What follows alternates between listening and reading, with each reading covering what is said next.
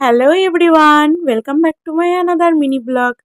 চলে এসেছি ছোট্টর একটা নতুন মিনি ব্লগ নিয়ে। আর এটা আমাদের সরস্বতী পুজোর ফার্স্ট মিনি ব্লগ।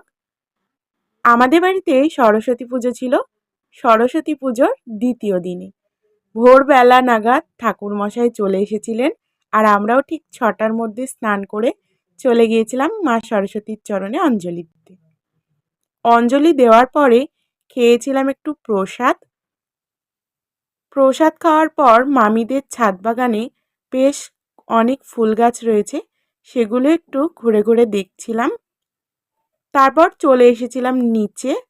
নিচে এসেই সকালকার খাওয়া দাওয়া সেরেছিলাম লুচি আর তরকারি দিয়ে। দেন একটু রেস্ট টেস্ট নিয়ে বিকেল নাগাদ বেরিয়েছিলাম ঠাকুর দেখতে। সেই মিনি ব্লগটা খুব তাড়াতাড়ি আসছে, দেখতে হলে চ্যানেলটাকে সাবস্ক্রাইব করে দাও এখনই। টাটা।